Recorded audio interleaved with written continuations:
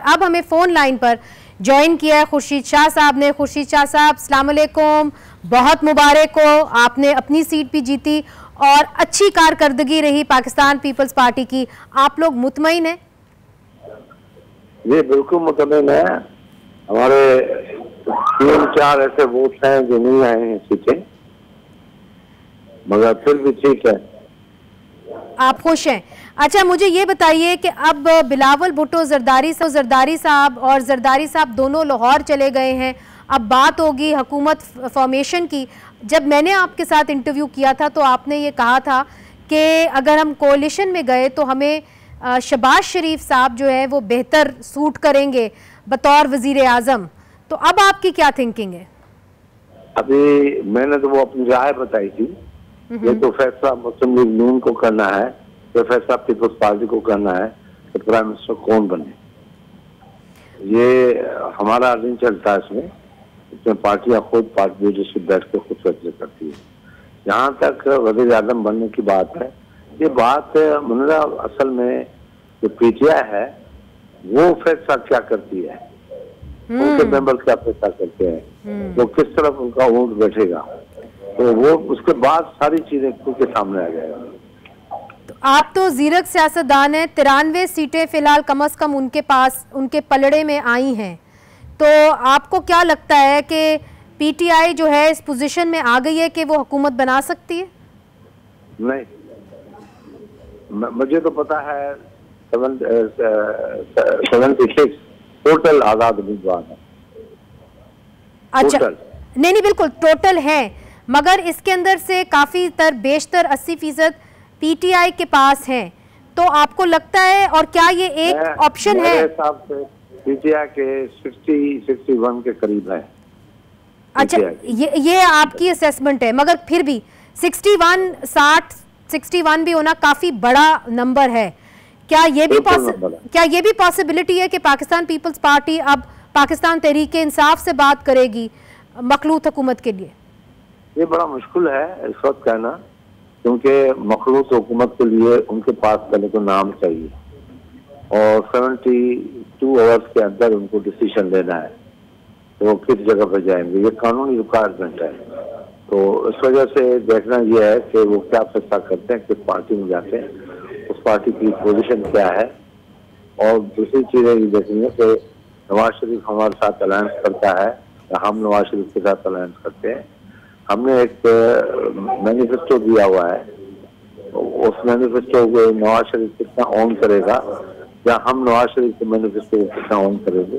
ये 2-3 एक ही चीज बेहतर तो हो सकती है कि जितनी पार्टियां ज्यादा कोलिशन में होंगी उतना हुकूमत का अरसा बड़ा कम होगा और बेहतर फैसले नहीं कर सकेगी हुकूमत। इसमें कम कोलिशन में होंगे। आई पीपल्स पार्टी के 51 है और नवाज शरीफ के 74 है। ये मिला के और स्पेशल सीटें मिला के तो ये 72, 71, 75, 76 होता है। रिक्वायरमेंट नंबर है 170। तो दो पार्टियों का कोलिशन अगर हो सकता है, अब कौन बनेगा प्राइम मिनिस्टर तो ये देखा जाए। अच्छा, ये एक बड़ी टफ बात होगी कि कौन बनेगा प्राइम मिनिस्टर। मगर खुर्शीद शाह साहब ये बताइए कि आगे बढ़ते हुए, चूँकि आप एडवाइस भी करते रहते हैं जरदारी साहब को, बिलावल भुट्टो को भी एडवाइस करते रहते हैं, तो आगे बढ़ते हुए आप क्या उनको एडवाइस करेंगे कि क्या मियां नवाज शरीफ के साथ जाएं? मगर आप दूसरी तरफ से जो पीटीआई है, आपके लिए मुश्किल नहीं हो जाएगा किसी किस्म के भी मुज़ाकरात उनके साथ, क्योंकि शायद जो बाअसर हल्के हैं वो नहीं चाहेंगे कि आप उनके साथ मुज़ाकरात करें? देखो, वो अपनी जगह पे बात है, मैं तो उस बात पे अड़ा हुआ हूँ कि भाई पहले पीटीआई को फैसला करने दो कि वो कहाँ बैठते, उसके बाद बाकी फैसले करो। ठीक, शौकत पराचा साहब भी हमारे साथ मौजूद हैं, वो भी आपसे कुछ पूछना चाह रहे हैं। साईं शाह साहब अस्सलाम वालेकुम, बहुत बहुत मुबारक हो आपको। माशाल्लाह, अल्लाह का शुक्र है। आपने यकीनन तकरीर मियाँ साहब की अगर पूरी नहीं सुनी तो आज देखी होगी। हमने, चूँकि हम जर्नलिस्ट हैं, हमें पूरा सुननी पड़ी।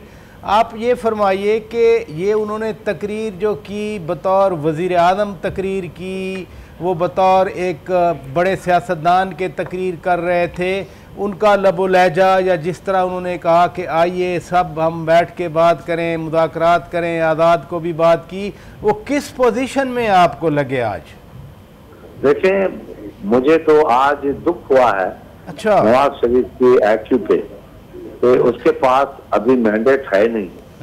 मैंडेट है 72 सीटों का, चाहिए 170। वो उसमें ये शो कर रहा है कि मैं प्राइम मिनिस्टर बन गया। ये इतनी जल्दबाजी करने की जरूरत नहीं। वैसे तो वो 3 दिन से प्राइम मिनिस्टर कहलवा रहा है अपने समारोह,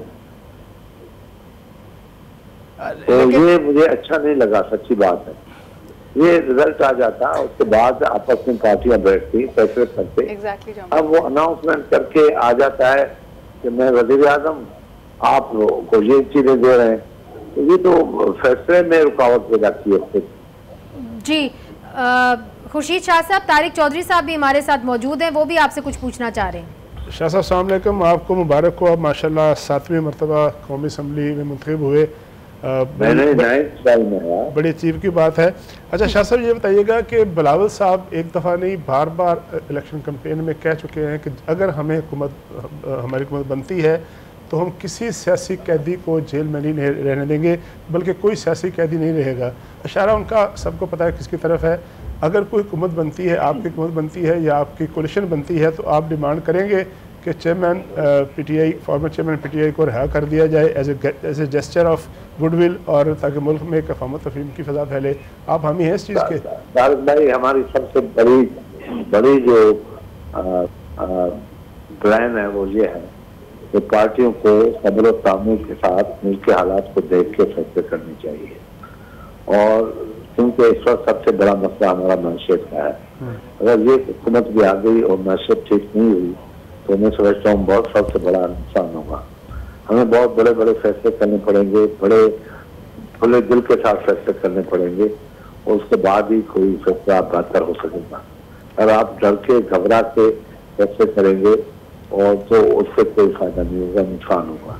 इसलिए हमारी ये कोशिश है कि आप हुकूमत बनाएं और एक दूसरे को पहले वेट करें क्या पोजीशन है, उसके बाद फिर मैं ये भी बात करना फिर से रिपीट कर रहा हूँ कि आप तब तक कुछ नहीं कर सकते जब तक पीटीआई डिसीजन नहीं लेती कि वो किस जगह पे जा रही है, किस पार्टी के साथ जा रही है, और वो उसको 72 घंटे के अंदर करना है।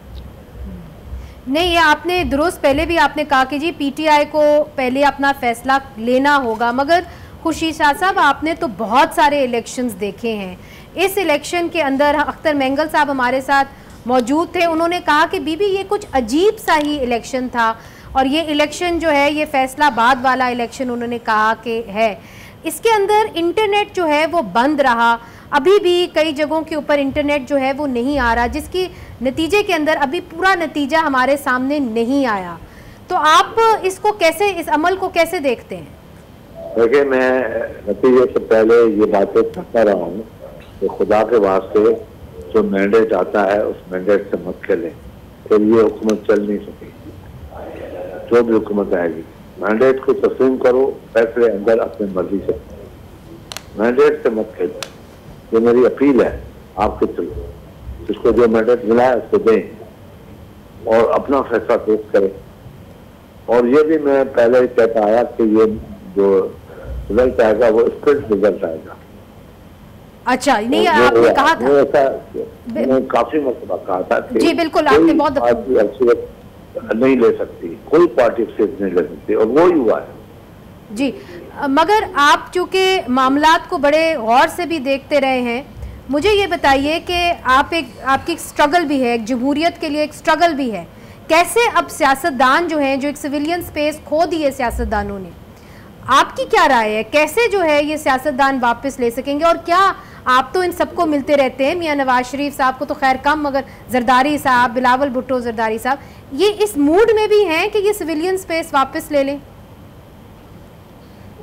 देखें, ये हमारा इम्तिहान है सियासतदानों का अभी, कि हम सिविलियन स्पेस को वापस लेते हैं या नहीं लेते हैं। ये हमारा इम्तिहान है, उसके बाद फैसला होगा। क्यों? आपने सही कहा है, बिल्कुल सही कहा कि सिविलियन स्पेस जब तक प्रॉपर वापस नहीं आएगा पाकिस्तान का कोई मसला हल नहीं होगा। पर आचा साहब भी कुछ सवाल करना चाह रहे हैं। शाह साहब, मैं जो सवाल पहले कर रहा था उसी की कंटिन्यूटी में बात करना चाह रहा हूँ।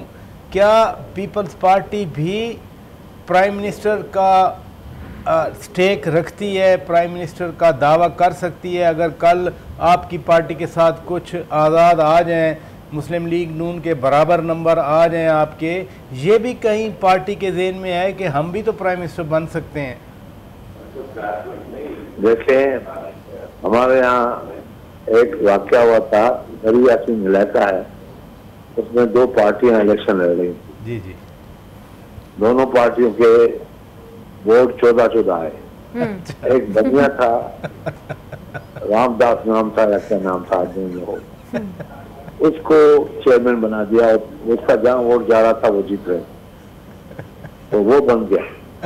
मगर इसमें ये भी हो सकता है कि अभी कभी किसी को एक वोट वाला भी हो जाता है, ये तो अभी यहाँ नहीं होगा, अगर हमें बैठ के फैसला करना पड़ेगा after the decision of PTI. तो शाह साहब फिर कब तशरीफ ला रहे हैं इस्लामाबाद फैसले करने के लिए, राब्ते करने के लिए? आप ना हुए तो फिर रौनकें लगती नहीं है ना, तो आप जब बुलाया गया तो हम चले जाएंगे। चले, फिर हमारी तरफ से एक दावत रही शाह साहब, जब भी आप इस्लामाबाद आएंगे, बहुत शुक्रिया and very very big congratulations. आपके प्रोग्राम में बिल्कुल आता हूँ, मुझे आपके लिए बहुत रिस्पेक्ट है। बहुत शुक्रिया, बहुत शुक्रिया खुर्शीद शाह साहब। और बड़ी अहम गुफ्तगू जो है आपने हमारे साथ की है और ये कहा है कि अच्छा, ये जो आपने दावत का तज़किरा किया इस तरह शाह साहब के लिए, ये हम गरीबों के लिए भी है। कल वैसे जरदारी साहब ने इंडिपेंडेंस को भी दावत दी है। अच्छा, गुजारिश करना चाहती हूं और आप दोनों चूंकि खामोश बैठी थी इसलिए कि ये जो इन्होंने कहा है ना कि ये सिविलियन स्पेस वाली, इससे पहले जो आपने नहीं सिविलियन स्पेस से भी ज्यादा अहम बात बताएं, जो बलूचिस्तान से आपके पास इनपुट आया अख्तर मेंगल साहब का, और अभी जो आपके पास सिंध से इन सम वेज इनपुट आया खुर्शीद शाह साहब का, ये जो इस वक्त में, अगर आप मुझे इजाज़त दें, हो सकता है मेरा परसेप्शन हो, आप लोग इस वक्त बड़ा पंजाब सेंट्रिक चल रहे हैं और आप लोग नहीं चल रहे हैं, अभी भी चल रहे हैं। खुर्शीद शाह साहब ने भी इसी बात की शिकायत की है कि अभी तो पूरा आपके हाथ में चीज़ें भी नहीं आई हैं और आप इस तरह बिहेव कर रहे हैं कि आप प्राइम मिनिस्टर बन गए। और उन्होंने फरमाया, उन्होंने कहा वफाक में भी हम, सूबे में भी हम, यानी हम पोजीशन में आप आए बात करें। आप जरदारी साहब मफामत के बादशाह हैं, वो बात करने चले गए, लेकिन इसकी ये जरूरी नहीं है कि वो बात मान ले। ये बताइए, do you think it would have been better had Mian Nawaz Sharif साहब flown to Karachi or Ladkana? No, I not about a visit. No, but these things do matter. Optics do matter. ये तो नहीं है कि they don't matter. देखें, the Sharifs are known for their sense of entitlement. I'm really sorry to say that. और यही चीज़ इस वक्त दोबारा prominent हुई है।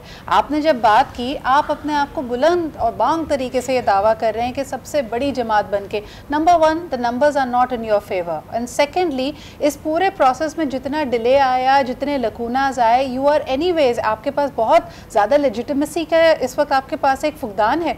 सबसे बड़ी बात आपके लहजे में भी तब्दीली इसलिए आई है। हाँ, अगर आप यही बात करते हैं, नहीं, ये बिल्कुल सही कह रही हैं कि अगर ये आप पहले बात करते ना कि हम तमाम जमातों का मैंडेट मानते हैं, इंडिपेंडेंस का, इनफरादी का भी, अगर 5 घंटे पहले ये बात कर लेते तो इसका इम्पैक्ट बहुत अलग होता। शरीफ साहब का जो टाइमिंग थी ना, I think it is very very, और इनकी ज़रूरत भी थी। बॉडी लैंग्वेज को अगर देखें, ऑडियो वीडियो मैच नहीं कर रही थी,